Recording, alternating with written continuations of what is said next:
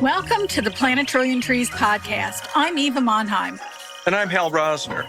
We are both certified arborists through the International Society of Arboriculture. The purpose of our podcast is to encourage tree planting and proper tree care for our urban forests, which include neighborhoods, parks, and other open spaces. We will also cover a myriad of tree topics, including the important role trees play in relationship to the climate crisis. Thank you for joining us.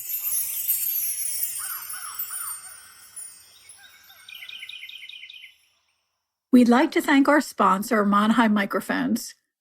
Monheim Microphones designs and handcrafts top-tier studio microphones and preamps right here in the United States in Hollywood, California.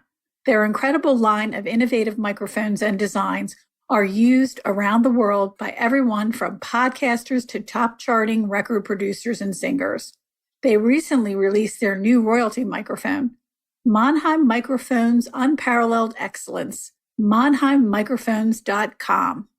Verdant Earth Educators provides dynamic in-person training and online learning opportunities for environmental and horticultural businesses. Owned by ISA-certified arborists and former university faculty, the Verdant Earth Educator team provides consultations on tree care and recommends climate-resilient opportunities for your valued green spaces. Verdant Earth Educators is all about seeding knowledge for success. Find Verdant Earth Educators at verdanteartheducators.com. This podcast is being recorded on January 19th, 2024. John Grimshaw has been interested in plants his entire life, as both gardener and botanist. He holds a first degree in botany and a doctorate in the ecology of the forests of Mt Kilimanjaro from Oxford University. African plants remain an important botanical interest, but he is fascinated by all plants and has grown a huge diversity in his gardens. He has traveled widely to see plants growing in habitat. His first book was The Gardener's Atlas, 1998. Following that, he joined Colesburn Park in Gloucestershire as gardens manager. He co-authored the monogram Snowdrops, 2002, with M. Bishop and A. Davis. Between 2004 and 2009, he was lead author of a major book on trees introduced in the past 35 years entitled New Trees, Recent Introductions to Cultivation. In August 2012, he became the director of the Yorkshire Arboretum, North Yorkshire, on the Castle Howard estate. In 2021, the Arboretum opened the country's first dedicated tree health center to raise awareness of the problems facing trees from diseases, pests, and climate change. He was appointed MBE for services to tree health and plant conservation in 2024. John is a member of the Royal Horticultural Society's Nomenclature and Taxonomy Advisory Group. He is also editor-in-chief of the International Dendrology Society's Trees and Shrubs Online. Welcome to the Plant a Trillion Trees podcast, John. We're delighted that you could be with us today. Thank you very much. Pleasure to be here. Welcome, John. We'd love to start off hearing a little bit about how you got into horticulture. We realize we have a lot of young listeners, and hearing other people's stories is quite often not only inspirational, but can serve as a guidepost to their own career. Of course. Well, I was lucky. My parents were all both interested in gardening, and my mother especially in wildflowers. And when I was a little tot in the pram, pushchair, she took me botanizing and on her walks around to look for wildflowers. And so I was, brought up speaking Latin names, basically, and understanding the native plants of the area in Sheffield where I was born and spent the first few years of my life. And then when I was about 4, I guess, I was given a little plot in the garden outside the family house and given a few pansies to plant there. And that was my first garden and first active bit of horticulture. And I remember the tree that was growing in that little plot was Paul's scarlet hawthorn. And I always liked that ever since. Oh, that's great. Isn't that interesting? The first trees that we remember or see or have connection with when we're young never seem to leave our blood, or our spirit. Indeed. I mean, obviously, I had no idea what it was called at that time, but it was a double red hawthorn, and that's the only one around. So that has stuck, and I've made sure I've planted some at the Yorkshire Arboretum in direct consequence of that. Oh, that's nice. Including Paul Scarlett? Yes, absolutely, Paul Scarlett, for that very reason. Yes. Oh, we're going to get ahead of ourselves real quick. How is Paul Scarlett doing in light of climate change? Because I notice hawthorns are not happy in the excessive heat and humidity. Well, here, hawthorn is generally thriving and spreading. It's a well-adapted native plant. It grows in this country on very frequently rather dry hillsides, and so will cope, I think, with global climate change and a warming climate here. It's a spectacular, attractive wild tree, in fact, in this country. Oh, I'm relieved. It sounds like you went straight away into your schooling with horticulture as well. Can you talk about that? Yeah, well, so having started early, I continued and developed as a young lad my own interest in gardening and native plants in this country, and that developed onwards. And so at school, I said I wanted to study horticulture as a career, and I wanted to go to the RHS garden at Wisley to be trained. And the careers teacher said, oh, no, you can do better than that, which I have always resented. And instead, I went off to Oxford and studied botany. So in his view, I probably did do better than horticulture, but it's a characteristic of this very snobby attitude to gardening in this country and horticulture that it is for the less well able. And I think that is a most undesirable characteristic of our system, that horticulture is for the thick people, and that's not fair. That's interesting that you say that, because here in the US, botany is kind of disappearing, and horticulture again has that same kind of rap. Well, if you don't like this or don't like that, well, try horticulture.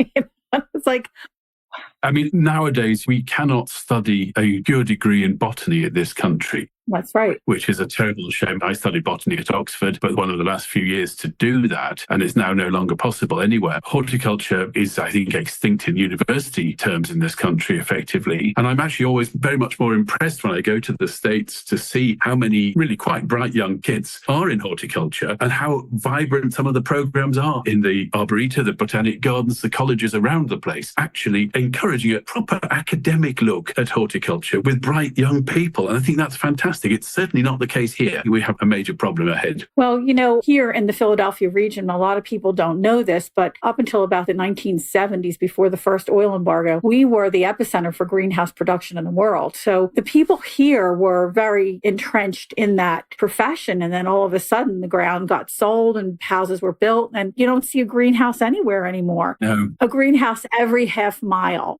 When I was growing up, that was that way. Gosh. It's a shame, but we also had that transition from the word horticulture to plant science here in the United States. Yes. Horticulture. Well, what is horticulture? Well, we have to change the name because nobody understands what it is. Well, Very interesting point. Yeah. So plant science kind of took over, and then it's plant ecology, and then horticulture and ecology. So they're all kind of knitted together. And the university where I was studying, it was landscape architecture and horticulture, and then horticulture and environmental. So it's constantly changing because of the terminology and what people perceive something to be rather than really what it is. Yes. And there's a great scale of difference between, your sort of bodging, somebody who just comes and cuts the grass or cuts the hedge or what have you, blows the leaves away, and the higher, more academic end of horticulture and the finer end of gardening. So there's a huge scale, and that's what makes it interesting as a profession. There's something for everybody there. And some lower achievers might be fine in some parts of horticulture and others at a very distant end. It has a huge amplitude for people's employment and careers. It's a wonderful thing to be involved with. I think you're right about that. We've had some pretty interesting conversations of late in terms of maybe even the new rebranding, which would now be environmental horticulture. Right. Even and I were talking about a local organization that is growing in visibility called the Ecological Landscape Alliance. So these are going to be horticulture people that are in that younger generation, keenly aware of the catastrophe that's unfolding in front of us in terms of human-generated climate change. Yeah, and I think that's very much the same over here too. There's the transition of horticulture into the sort of realms of rewilding and more natural forms of cultivation or landscape usage and so forth, which actually require management and therefore are in some form a horticulture. They may not be gardening as my grandparents would have known it. They'd think it was a mass of weeds, but there's multiple directions. But there's a clear shift towards that way of thought and practice. I love that term, rewilding, and clearly that seems to be part of the movement. The other thing, kudos to the UK, is the United Kingdom has kept coppicing alive, and we're hoping that that starts to filter over to the States. Well, I would challenge the coppicing to some extent because as a normal woodland practice, it is extinct. as a habitat management practice in some nature reserves or in some particularly carefully thought out management regimes, it's still practiced, but it is effectively non-entity in normal countryside and normal woodlands, which is a great shame. And it leads to a great loss of mosaic habitat diversity within woodlands and that wonderful mixture of conditions you get if you have a well-rotated coppice system. A friend lives in the south of England, and behind his house are ancient coppice stools of hornbeam, Carpinus speculus, which have been coppiced for, centuries, because their wood was used in the iron industry in that part of the world before coal was invented for blast furnaces and iron smelting. And they coppiced hornbeam. And some of these stools are 2 or 3 meters across with multiple stems coming out. And so there's a wonderful long history, but nobody's done those trees again for probably 100 years. Oh, okay. Because there's no need. It's a surprise. When I was studying at the University of Reading in the UK, I had a chance to go to a coppice wood, and I was surprised. I was expecting to see old trees, but they were all young trees coming off the coppice. Yes. And that was an eye-opener for me. And I was like, oh, okay, I get it. These big, large trunks have been coppiced for hundreds of years. And you look at them and you just say, this is extraordinary. And that was because they needed the wood. And to make wood quickly, the best way to do that was to coppice. And it's a renewable resource. Exactly. And it's the foundation of a great deal of climate change sustainable practice now, that you can reuse coppicing trees. Not all, of course, not all do, but you can reuse these ad infinitum. And that's a fantastic resource. These hornbeams, as I said, were used for smelting iron, but because hornbeam wood is the most calorific of any British native timber. And so you got the most heat per weight or volume of hornbeam wood than from anything else. Wow. For the same reason, it was used in the bakeries in London in the past, because one cartload cooked more loaves. Wow. For example, if you were bringing it in by the cartload out of the countryside, you wanted the maximum heat value you could get. And so large forests of hornbeam were preserved east of London for that reason, and still survive. But are you saying the hornbeams that you just referenced at your friend's property or adjacent to it, have they been let go? Yes, they probably haven't been done for 100 years. Oh dear, okay. And I think there's been a bit of attempt to revitalize that, but it's a tiny effort. Right. Yeah, we had a guest on in the fall, Mark Krajcek from Vermont, who wrote a book on coppicing and also apprenticed in the UK. I forget the gentleman's name, evidently a legend in the coppicing field. And Mark talked a couple times about sweet chestnut. Yes, that's the other classic. Yeah. I think that's fascinating. I learned something just this moment about the calorie count on betula. That's really interesting. So it's a very dense wood. The denser the wood, the hotter the calorie count would be. Yes. So this is hornbeams, not betula. Carpinus speculus, the common native hornbeam.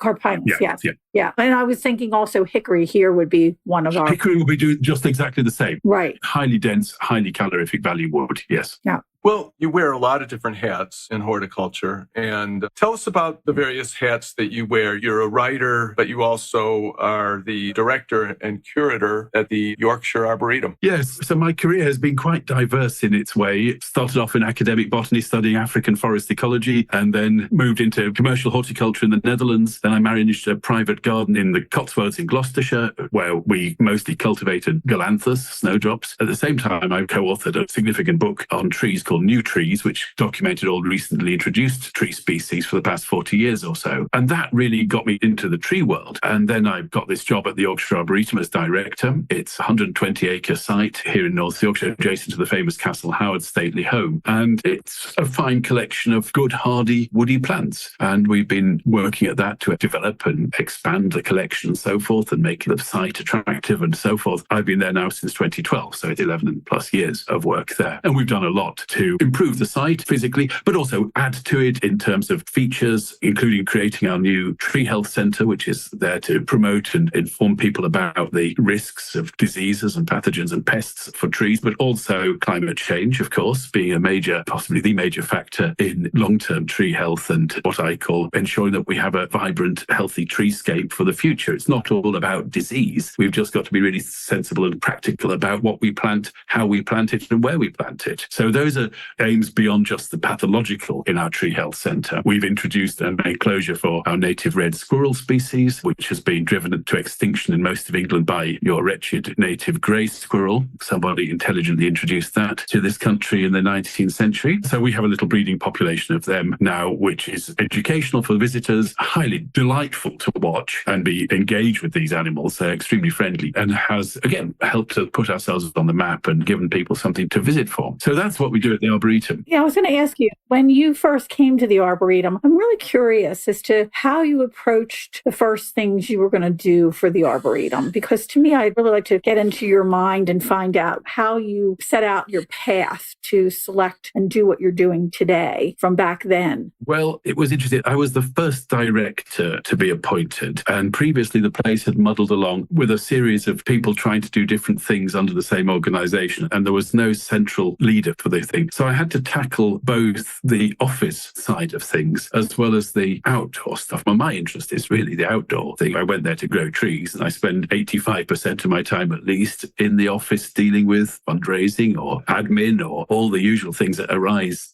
to run an organisation of that nature, all the HR and such that come along. So I had to get to the bottom of that quite quickly, but also then to look hard at what the Arboretum was. It was set out in 1979, started in 1979 in old parkland, so big oaks, big sweet chestnuts and so forth. But the collection is relatively young. It's still only 40-something years old, the starting point of the collection. And it had been planted densely from seedlings, planted really closely, and nobody had really taken the responsibility in the previous 30 years or so to thin them out as required. So I rapidly got the name Chainsaw Grimshaw because I realised that the need, if we were going to grow good specimens and really show off the beauty of these trees and let them, some at least, get to their full potential, a large number had to be removed. And so we still do constantly. The chainsaw is our most important tool in the Arboretum. We plant a lot as well, but first and foremost, the chainsaw is the critical bit of kit. So that's the horticultural thing. That's quite easy to go around and say, right, let's take out all of those moribund looking things, quick fix. And then because of my interest in native plants and so forth, it was very easy, some funding going to enable us to create wildflower meadows. And it was a very easy economic decision, never mind environmental, to say, right, there's all of this huge area of grass that we just cut all the time and keep it as a short lawn, wasting time and money and fuel and carbon and all the rest to do nothing useful. So we turned 6 or 7 acres of really boring grass into what are now, 10 years later, fantastically biodiverse wildflower meadows, quite successfully. And of course, now the insect life and the native plants are really thriving from that. So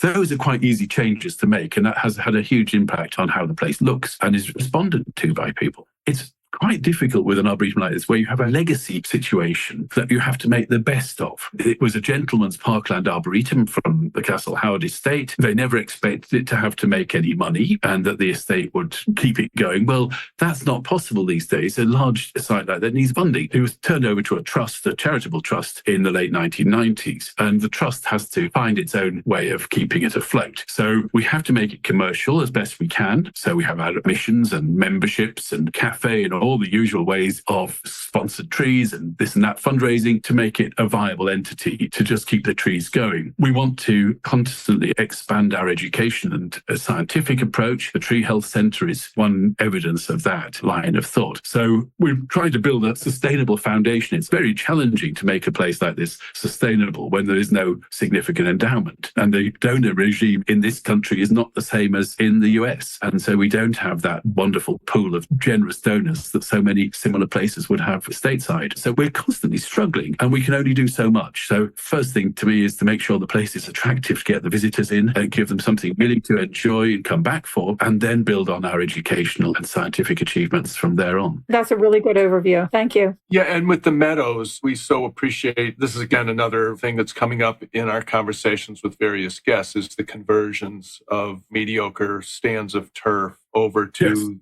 pollinators and native plants. What do you as a director look for when you're hiring someone? Has it become a specialty so that you can count on someone coming in with the skill set to do the larger scale conversion? I'm sorry to say our resources have not enabled me to hire anybody of that nature at all. Okay. Rats. So it's all down to me.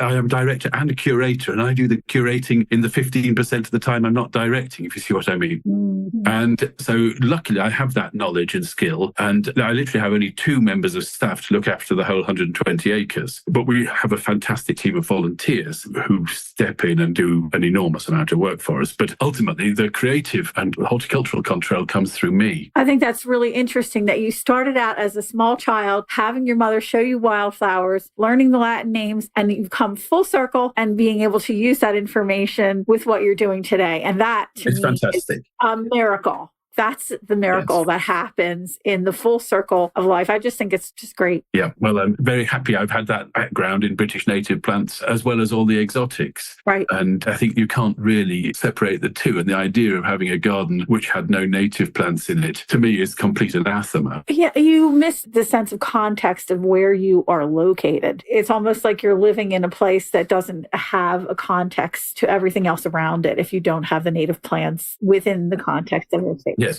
And, some of them could be considered weeds, but actually, so what? If they take over, then you need to thin them out. But there's not to have them at all seems completely wrong to me. And I always make sure I have a bit of the garden which is available for nettles to grow in, which is such an important feed plant for various insects. Right. And I eat them as well myself, actually. So it seemed completely wrong to me not to have room for natives. And why have a boring lawn, which you could fill up with wildflowers, even if you mow it off once they finish flowering in early summer, and keep a shorter sward after that, but not to have them at all and just have boring grass which you fertilize and water, it seems criminal, frankly. Last night I was at a meeting for the Ecological Landscape Alliance, and it was held at Stoneleigh, which was recently given to the Natural Lands. Are you familiar with it, Stoneleigh? I follow them on Instagram, so I'm aware of sort of what they do, yes. What they did, I did an article before they opened, and what they've done now is just incredible. And they have taken that same philosophy that you're talking about and taking acres and converting it into wild meadows. And even around the home where they have it carefully trimmed, they have part lawn, part meadow. And you get this wonderful feeling when you look out that there's lots of textures to look at. It's not just one flat expanse of lawn. There's a lot of diversity, and you can see it in front of your eyes, the activity that's happening that you would never see with just a lawn, No,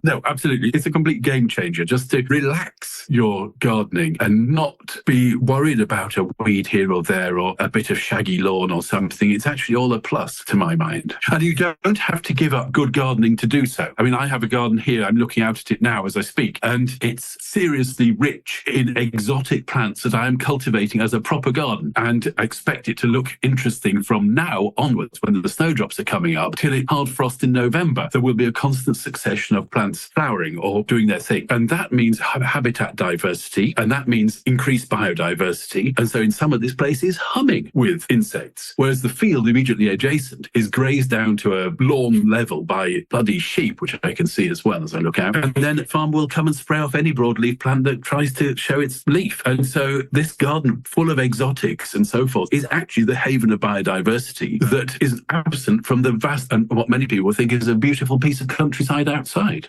Right. I remember when I was at university and we were taking care of this person's home. He was an entomologist, and he would travel all around the world to bring plants back into his garden so that his bees could have something to eat all year long. And he was in a very cold part of the state of Pennsylvania. And, I always remember that because I would say, well, yeah, you can have that. I don't care if it's not native, as long as it's not getting to be too aggressive, as long as the bees have something and it's warm enough for them to come out, there's something in bloom for them. Yes. And if you keep that in mind all the time, it's like we don't not eat. We have to eat as humans. So think of all the other animals out there that have to do the same thing. Yes. And then we would get a better landscape, Yes, quite so. I was just going to say, based on what you're seeing out your window, John, it sounds like you have an opportunity to see in the past with the farmers chewed on meadow, and then the future with your own garden and its eclectic mix. Yes, I think so. And I think there's this huge conflict between the agriculture and the, let's say, the rewilding element, the relaxation of intense agriculture, at least, there is a conflict that food is required for us, as well as native wildlife and biodiversity in general. So there is a conflict, and that is a difficult one to resolve.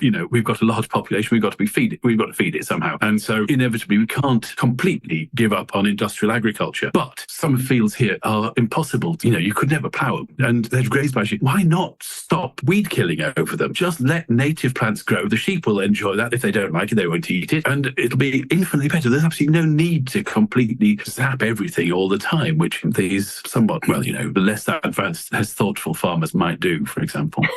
That's a nice way of putting it. I'm trying to find a diplomatic way if I'm being recorded for posterity. I was just going to say, you're very diplomatic. You're very diplomatic. Yes. Mm-hmm. Yes, and it's a hugely beneficial thing to do. And sadly, I know of several farmers who've gone regenerative around here who simply haven't been able to make it because they can't get a price for the products or a market. So before COVID, at least, before 2020, our local market would have had several stalls selling regenerative products. They've all disappeared. I can hardly find anything which I would call regenerative now in the immediate neighbourhood. And that's a bit of a reverse step, really. A great shame, because I'd much rather eat organic or at least regenerative products than mass produced. But it's jolly difficult to find one. We have a lot of co-ops around here. And, the co-ops, they offer shares. Sometimes they're full. They can't offer any more shares. And that's always really nice to hear because you know that they're profitable. But I think that needs to come to the forefront too, because, if people knew what the budget was, here it is, this is what you're going to be getting. It's a lot easier than sometimes not being able to find what you're looking for in the market. At least we know that the co-op's going to have XYZ every time we go to visit and get our share. Yes. And I think more people need to be aware of that. And again, that really helps regenerative farming a great deal. Yes. This area is extremely conservative and not forward-thinking. And so I think it's not the place to start. I'm sure somewhere in the more prosperous south of England where there's, a bit more social dynamism, shall we say, I imagine it's a little easier there. But certainly around here, it's smothered by conservatism. I see. Well, speaking of conservatism, and don't worry, I'm not going to raise questions about politics, but one topic that inevitably comes up when we have people like you, John, is the whole native tree versus exotic, if you will. And I can see from some of the other comments that you've made in other articles that you're well aware of climate change, certainly not a denialist. And if I'm right, it seems like you're welcoming or at least supporting the notion that tree diversity is a thing that has to happen. Yes, absolutely. I have very little patience, in fact, no patience at all, with people who only say that only natives should be planted as woodland trees. I think this is a route to disaster for the long term. It's in this country, we have, depending how you define a tree and how you define subspecies and that sort of thing, we have less than 30 species that you could call a tree. I remember being in Ohio 2 years ago and standing in one place in a bit of, it was secondary Appalachian forest, and counting more woody plants within just turning round than I could find in the whole of the United Kingdom. So our biodiversity of trees is incredibly small. Most of these are not well adapted to the climate we're likely to be getting down the line 50 or 100 years' time. Plus, many of them are already being ravaged by some form of pest or disease. So our native ash tree, I'm looking out at several beauties here, but they've all got ash dieback, this cholera disease, this is a fungus that causes dieback. Those are all dying out. And yet, this part of the world, 50 or 60% of our native trees are ash. What are we going to replace those with? Exactly. What are we going to replace them with for a completely different climate? And we talk about trying to restrict climate temperature to 1.5 degrees above the pre-industrial average. Well, we know and we can see already that that is going to be wiped out within the decade or two. Impossible. So we get this crazy warming climate with all the consequences that we cannot immediately perceive, the change in everything. And I just think if we are going to look for what I call a green and pleasant land, that famous poem by William Blake talking about England as a green and pleasant land, we have to make sure that our woodlands, our treescapes, whether urban, peri-urban or wider countryside, have a diversity of trees that will tolerate all the change that's coming, whatever form it takes. And we mustn't forget that this might mean an ice age for Northern Europe, maybe North America too, when the Greenland ice cap is melting so fast. And the risk is that cold water coming into the North Atlantic turns off the Atlantic Oscillation and plunges it into effectively an ice age. Last time that happened 10,000 years ago, there was 1,000 years of return to ice age. This is not impossible, but we all talk about a rising temperature regime as if it's going to mean we can be growing olive trees up in the Highlands of Scotland and such. I mean, we can grow olive trees here in North Yorkshire now with moderate success. People are planting vineyards here. And for a gardener, it's wonderful because we can grow all these things that have previously been considered totally tender. And now you just plant them out and off you go. And you've got this wonderful set of exotics that are thriving in gardens, and it seems great. But for our landscape and the woodlands, and especially when our government requires, or would like anyway, everybody to be planting 30,000 hectares, that's what, about 70,000 acres of new woodland every year for carbon sequestration. And we're expecting this to be done with native trees only. It's bonkers, actually. What one can suggest to do this with is another matter. I still think we need, of course, a good representation of native trees for maintenance of biodiversity. But then let's get some of the genetics for those from further south from where we're planting them. So we're migrating the species northwards and bringing warm adapted genetics further north. That, I think, is to me a pretty no-brainer. European oak species into the south of England now, and the genetics will migrate north naturally. But we're an island. An acorn doesn't hop the channel. So we have to do that ourselves. And I think we have to mix in a very generous portion of non-native species, broadleaves and indeed conifers for this purpose. And you can think of something like a walnut, a European walnut, Juglus regia, or black walnut from the eastern USA, ideal climate change species because they'll tolerate cold and they'll tolerate hot and produce an awful lot of wood, which is useful. They look nice in the landscape and so on. It doesn't have to be alien-looking trees or indeed things that are going to go mad and spread invasively. But having said that, is it better to have an invasive non-native species actually forming forest than having no trees there at all? That's a question. Yeah. It's a red rag, of course, to many people. But is it better to have that or no trees? And certainly in southern England now, the southern European Quercus ilex, home oak, is spreading quite rapidly as a naturally regenerating seed tree. So is the Turkey oak, Quercus ceres. And these are going to be the dominant trees in the future. And we can't just put our hands up and say, keep the tide back, like King Canute is said to have done in 1000 something. We just can't do that. So we've got to be practical. We've got to make sure as best we can that really good habitat isn't swamped by invasive species. But there's a balance here to be had. And we've got to think, everything is going to be different. We know that. And we cannot preserve everything in little pockets of 2 degrees cooler than the ambient temperature. So everything has to change. And we've got to be practical. Also, when we're planting trees, let's make sure at least we're intelligent about it and don't plant older trees which want wet on high, dry hillsides or birch trees in hot, dry southern England where they're going to die out. And think about hornbeam with betula, for example. Just be intelligent about it. I see cities being planted with birch trees down hot, dry canyons because somebody said we must have natives rather than exotic. And yet these things are adapted to cool climates, moist climates, and they just die out. It's a waste of money and time and it achieves nothing. I had a former student who went on a job. She was a landscape architect and she was working for a company. She was new and they asked her to look over the plans to make her suggestions. And they had Larix decidua on the list in a very hot courtyard. Yeah. And she said, this is not going to work. Well, why? And she said, well, this species likes it cooler. And they were like, oh, well, what would you plant there? And she goes, well, metasequoia or taxodium. Yeah, exactly. One of those that can tolerate the reflective heat. And they were like, oh, we never had anybody that knows plants working for us. Yes. And I was like, it's a basic flaw. And not put the right plants in.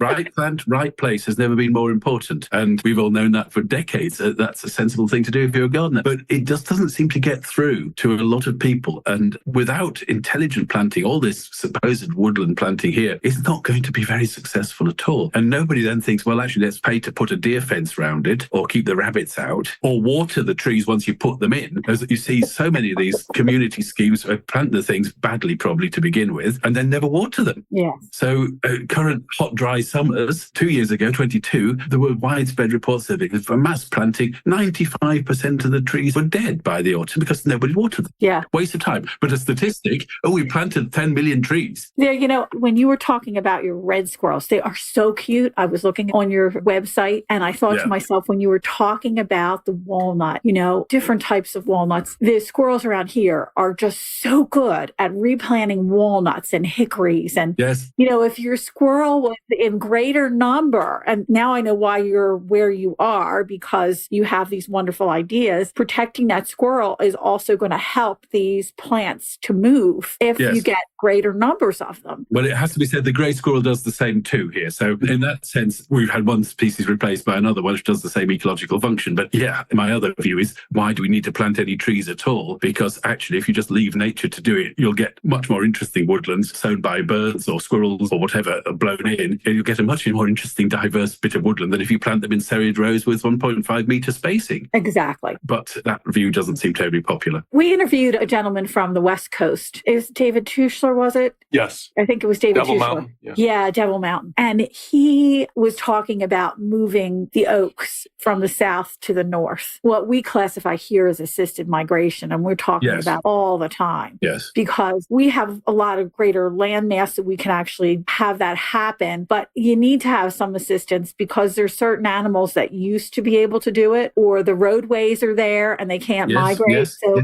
those are all conditions that make it intolerable. Impossible.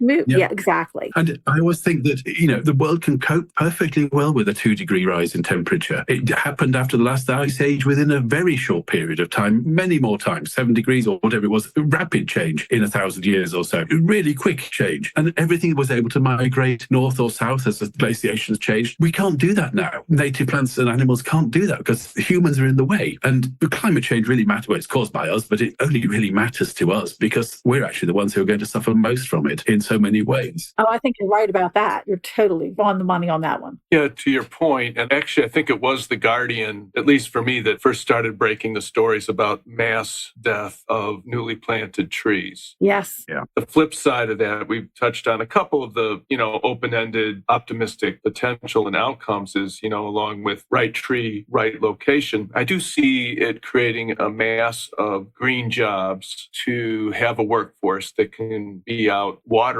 on, sizable tracts of land, trees that were planted 6 months or a year prior, whatever the site is demanding. And I'm hopeful though that mortality rate will greatly dissipate and back down so that we have a much higher rate. I wonder, the economics of it are pretty marginal. Yes. And the grants are for planting trees, not for fencing, not for watering. You get a grant to plant your trees and take over the land from whatever use you had before to plant trees. There's no provision for care or maintenance. There's no clear guidance from government here as to what these trees should be for. To me as an ecologist, if you want to sequester carbon, you let the woodland develop and over undisturbed hundreds of years and let it form its own natural carbon cycle. But of course, landowners think, well, we'll plant a woodland as they've always done in this country and we'll harvest it in 80 years' time for timber. I mean, that's a valid thing to do, of course, as well. But there's no guidance. We're planting all these things at mixed woodlands full of these possibly unsuitable species with no guidance as to what they're for, and they're not being managed for biodiversity. If you're planting things at 1.5 meters square with no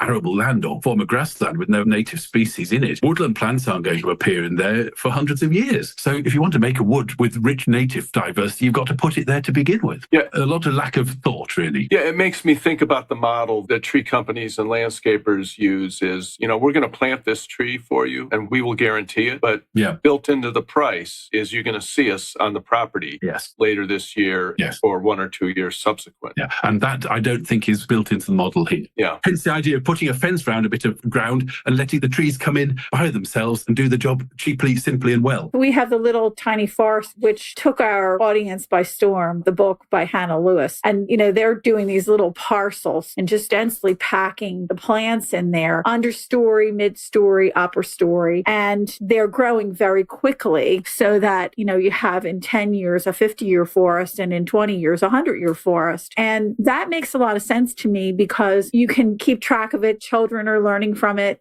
There's a purpose to it. So, if there's something that's not growing and should be removed, they can remove it. Those are the kind of things that when they're looking at it on a regular basis, they learn on a daily basis Yes. how the forest functions. Yes. And that's how you can get better ecologists out there, working our other systems. But I also think you hit on a really important point. It's great that we put things in, but why don't we ever think about maintaining? And it's like the buildings that are crumbling in one of the townships close by Cheltenham Township. As a matter of fact, I used to live there. And they're saying that everything's crumbling. Well, nobody ever wants to put any money into the infrastructure. Nobody wants to put in for maintenance. Yes, exactly the same. And if you have grants for maintenance infrastructure, that's where you really get your long-term value from your original grant by putting the trees in. And I think you're hitting all the things that we talk about all the time. It's so obvious, really. It is. Yeah, just needs the willpower and the cash to do it. It'll be interesting to see if, for example, the World Urban Forestry Forum and Arbor Day Foundation and others kind of tackle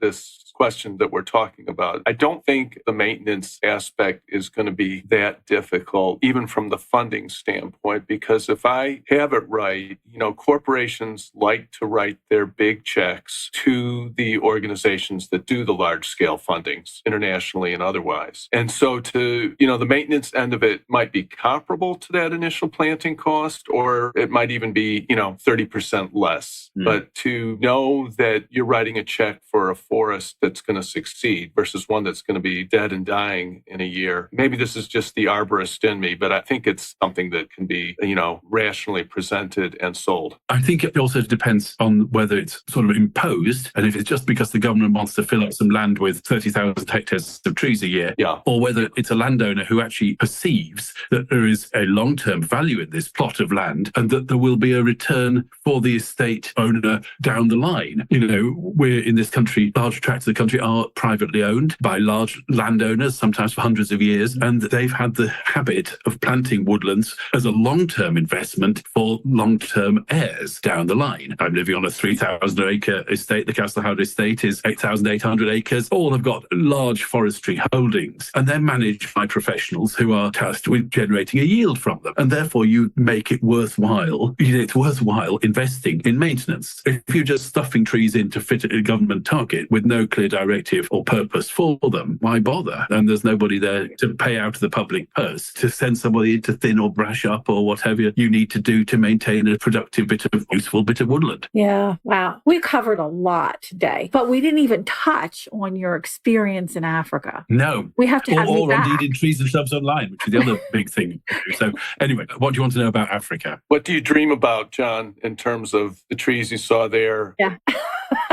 Well, I worry about the trees in Africa because there's such a pressure on them for fuel, either as simple timber or for charcoal burning. And I know vast tracts of African savanna and woodland have been cleared in the past few decades for basic fuel. And so there's a significant worry there about that. I studied the ecology of the forest on Kilimanjaro with my doctorate and worked out all the reasons it was there, the ecological factors that had caused those trees to grow in that particular spot at various altitudes. And that was fantastic. And luckily, that forest is well protected as national park and is understood as a major resource because it generates rainfall. And that ensures that everybody below that forest can survive because there's streams coming out of it. If you took it away, it would become a desert immediately. Nobody could live there. So, in that sense, that bit is safe, more or less. Though it only needs a bit hotter and drier, and the forest fires will take it away. So nothing is safe in the natural world, I think, at the moment. So that's my, tree issues in Africa. Yeah. And just talking about the International Dendrology Society, you have done so much work for them. I have, yes. Yeah, and the online resource that you've created is mind-blowing. Yeah, Trees and Shrubs Online, which is sponsored by the International Dendrology Society. It's an enormous piece of work. You can see behind me, and maybe obviously when you podcast this, that won't be visible to listeners, but the great bank of books behind me is almost entirely about trees and woody plants. Now we're trying to put all this knowledge to cover every cultivated temperate woody plant in our online encyclopedia, Trees and Shrubs Online. It's an enormous piece of work. It'll take decades to do. but it's critical if we want to pass on the knowledge we have about the woody plants we cultivate now, how they can be used for ornament, economics, whatever it is, climate change, planting. We need to get this recorded, and that's what I'm doing. So Trees and Shrubs Online is the go-to resource, and you can get the whole lot on your mobile phone. On any smartphone, it's there, and that's an enormous resource that you don't have to even think about carrying 10 tons of books about. I wouldn't want to be without them. I've got all that information in my pocket. That's fantastic. Yeah, so we'll have to put a link up on your page. Thank you. When your podcast goes live, and all the other resources that you have connected to you. I can see why you're the head of an arboretum. You have the thought process of a visionary, and you have the know-how and the knowledge, but also you have to have the love and the passion for it. If you don't have that, you might as well just forget it. And, I think it's fantastic, and we're delighted we had you on today. Thank you very much. John, can I challenge you one bit? Yes. With this is the first time on our podcast that we're going to try to do a plant ID. So for our listeners, I'm about to hold up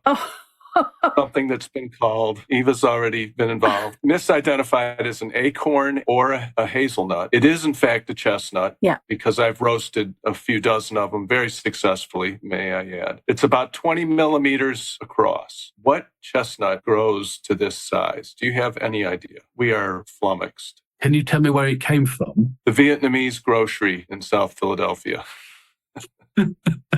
20 millimeters in size. So you're thinking it's rather small? Yes, it is small. It is very small compared to what our chestnuts typically are. And I said to him, it has to be non-native, and it doesn't have some of the physical characteristics that a regular chestnut has. So can you put it closer to the screen so that John can see? I bet I can't. It's quite challenging to get a Yeah. view. You have to send a picture. It's clearly Castanea. Oh, yeah. Yes. No, because I did the whole crosshatch, and they roasted up beautifully and peeled beautifully. It's not much smaller than our native or European native Castanea sativa. It could be one of the smaller Asian species. Yeah. It's not Mollissima, which is the Chinese chestnut, which is much larger than our native one, and it's not nearly commercially as tasty as available. ours. Yeah. And they're very widely and freely available. But I can't tell you from that, I'm afraid. Okay. I think it must be one of the smaller Asian species. Yeah. There aren't many to choose from. Especially since it was at a Vietnamese grocery. I was just going to say that I do know that Longwood, where I work, we have a lot of hybrid chestnuts crossed with Japanese chestnuts. Yes. And the Japanese chestnuts are much smaller than the Chinese chestnuts. Right. Yes. And I'm wondering if maybe there's a variation in maybe Vietnam or Cambodia that's smaller that you're looking at, Yeah. And of course, they might not have come from Vietnam at all. Right. Exactly.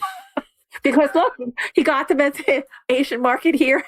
It doesn't matter. Philadelphia. And exactly. So if you could send me a picture, I'll have another look at it. But Okay, sure. I can't tell from now. But yeah, the hybrids, of course, commercial crops of all descriptions, and these chestnuts will be commercially produced, are apt to be bred for some particular purpose. And therefore, it may well be a cultivated strain that we're just simply not aware of. Right. When we, for example, are doing Corylus, the hazels for Trees and Shrubs Online, the revelation to me of the extraordinary diversity of hybridity in that genus for the commercial nut production world was absolutely mind-blowing. It is. And so you'd never imagine that this was the case. And it is. And the strains across the world for various resistances, qualities of eating, whatever it happens to be, timing, seasonality, endless mixtures of multiple species. And yet, you just buy them in the shop as hazelnut. We had Ron Kinney on talking about his hazelnut farm. Right. And his cultivars. That was very interesting. And that's why your cultivation book, the cultivated trees that you came out with, is important, because having the cultivated plants alongside the native plants, you really have to keep track of that. Otherwise, you don't know what anything is. Absolutely. Yeah. Well, it's always fun to talk about plants, and in this case, nuts, at the end of a long conversation about the existential issues of the day and the Anthropocene and everything like that. It's just to remember that there's trees out there growing, and they're giving us great benefits. And if humans could just remember to acknowledge all that on a more regular basis, we'd be in much better shape. Absolutely. Hey, John, what's your favorite tree? Common beech, European beech, Fagus sylvatica. Great. And that is simply because I went to school in an area with a large native population of them, got very familiar with them, and I just love the shape, the size. They're beautiful big trees, beautiful bark. The spring fresh green is exquisite.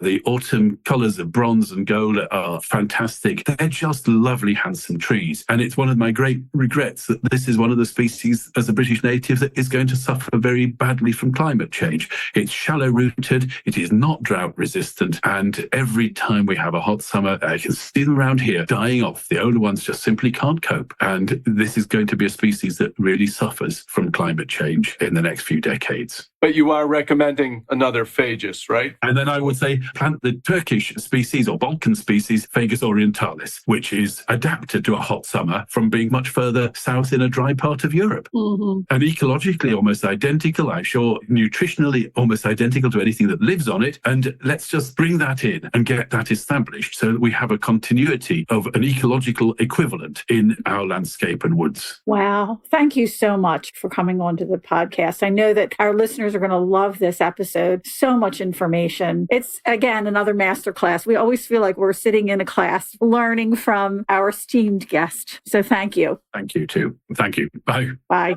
Bye for now.